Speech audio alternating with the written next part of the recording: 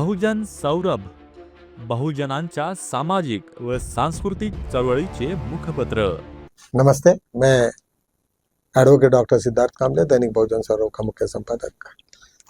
आज कोर्ट में कुछ कामकाज हुए हैं। आज वक्फ बोर्ड पे काफ़ी चर्चा हुई और सबसे ज़्यादा कपिल सिब्बल साहब ने अपनी जो दलीलें रखी वो काफ़ी अच्छी थी। उनके साथ में संघ मनु संघवी भी थे।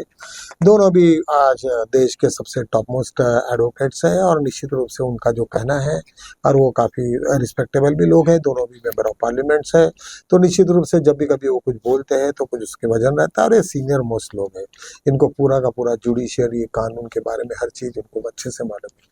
और जैसे भी कभी कोई क्वेश्चंस भी कर लेते जुडिशियरी के लोग तो वो तुरंत उसके ऊपर में जवाब देते, क्योंकि उनको पूरा इंसाइक्लोपीडिया है उनके दिमाग में भरा हुआ। कब की केस है, 40 साल 50 साल पुरानी कोई केस होगी तो भी उसके बारे में उनको रेफरेंसेस है, उनको मालूम रहता है, क्योंकि वो रोज ही उनको वही काम है, उसी चीज़ों के साथ में वहाँ पे वो रहता है। उन्होंने इस वक्त की जो दलीलें हुई उसमें स्पेसिफिकली एक मैं ये महसूस हो रहा था कि उन्होंने वक्फ बोर्ड और मंदिर का ट्रस्ट ये कैसे एक दूसरे से भिन्न है और वो कैसे एक दूसरे को बेनिफिटेड है। जबकि वक्फ बोर्ड में वहाँ पे लोगों को डोनेट किया जाता है और डोनेट करके वो जमीन को और उसके ऊपर में उनकी इंस्टीट्यूशन जो भी कुछ काम करती है उसके ऊपर में।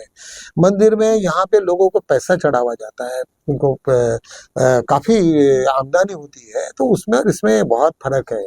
और उन लोगों ने ये तक कहा कि भाई गवर्नमेंट की मंसूबा है ऐसी कि वो पूरा का पूरा जो वक्फ बोर्ड की जमीनें थी वो सबको हड़प के वो कोई बिजनेसमैन को देने के चक्कर में है। इस तरीका से उनके एलिगेशंस हैं, क्योंकि जिस तरीका से और ऐसे कुछ उन्होंने दाव लगाए, ऐसी चीज़ों को वक्फ बोर्ड में जो नया अमेंडमेंट हुआ उसमें डाला है कि जहाँ 500 600 साल से पुरानी कुछ प्रॉपर्टीज है जो ऑटोमेटिकली वो चल रहे हैं बाय वर्च्यू ऑफ यूजर, उसी के ऊपर में बहुत चला कि वो कहाँ से लाएंगे इतना सारा दस्तावेज और कहाँ से वो इतने सब डॉक्यूमेंट्स ला के रजिस्ट्रेशन करेंगे। तो वो जो भी है use by work by use का जो है मतलब ये है कि वो सालों साल पीढ़ी जा से चली। अभी क्या 100-200 साल जो मर गए उनको खोद के क्या निकालोगे तुम और बोलोगे कि भाई ऐसे। तो इसका मतलब है कि कोर्ट में जब भी कभी ये वक्त का संशोधन हुआ तो निश्चित रूप से इस एंगल से वो ड्राफ्ट किया गया कि मुसलमानों की जितने भी जो संपत्ति है वो हड़प लिया जाए और उसके ऊपर में सब ना कुछ अंकुश हो लगाया जाए।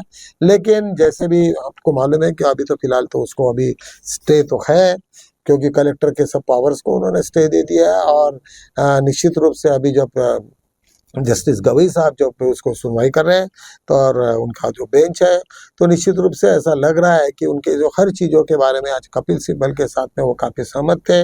उन्होंने एक चीज़ को बहुत अच्छी तरीक़ा से समझ लिया, सुन लिया और वो कैसा एक दूसरे से भिन्न है और वो कैसा डेट्रीमेंटल है मतलब वक्फ बोर्ड को कैसे और मुस्लिम कम्युनिटी को कैसा ये धोखा है, इस बारे में तो काफ़ी गंभीर चर्चा हुई। उसके बारे में आज सविस्तर रूप से आप लोगों ने पढ़ाई होगा हर जगह पे, तो मैं उसके ऊपर में ज़्यादा बात नहीं करूँगा।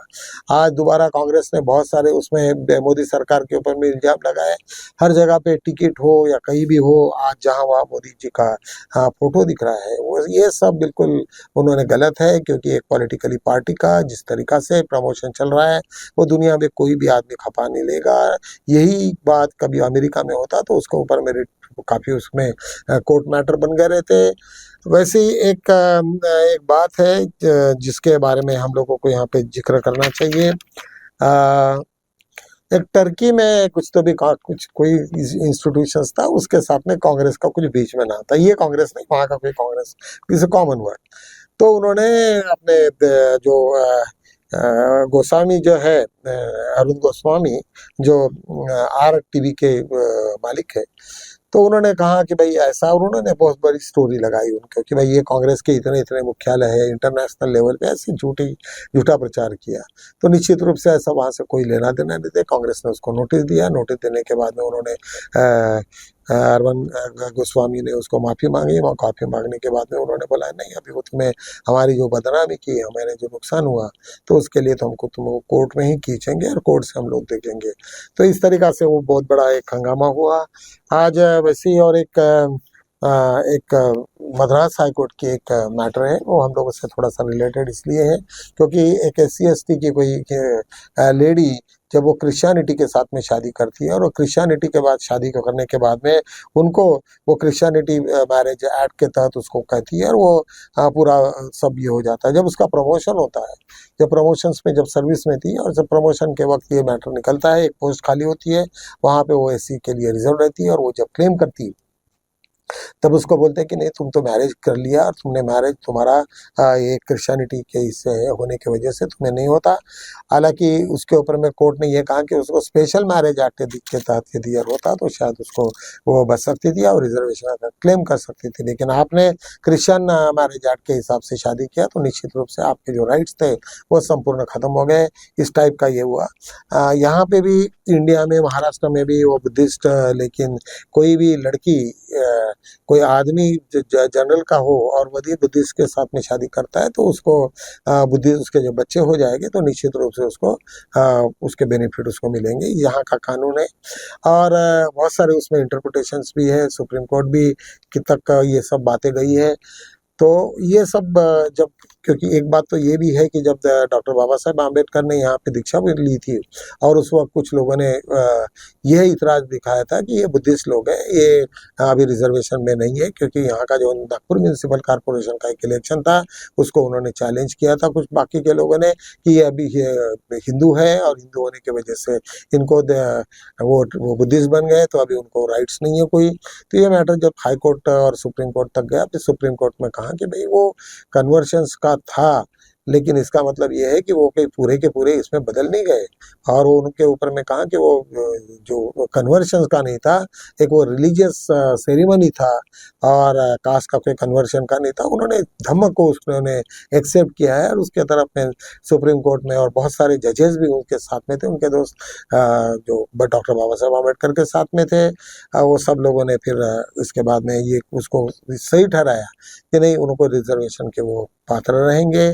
तो इस तरीक़ा से बहुत सारे मसले चलते रहते हैं। निश्चित रूप से मुझे ऐसा लगता है कि आज देश का जो वातावरण चल रहा है वक्फ बोर्ड और ये आप तो सभी टीवी में, और एक बड़ा इम्पोर्टेंट मसला चला जस्टिस भूषण गवई ने, जब उन्होंने कहा कि भाई ये महाराष्ट्र में कम से कम इतना भी प्रोटोकॉल का याद नहीं। कल के वीडियो में मैंने पूरा डिटेल उसको आपको जानकारी दिया। वो बात सभी वीडियोज़ में आज आई फिर दोबारा और काफ़ी लोगों ने इतराज जताया है।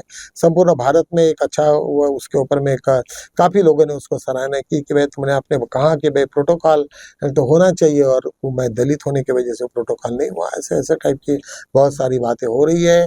चलो तो फिर हम लोग कल मिलते हैं इसी वक्त पे, तब तक के लिए नमस्ते।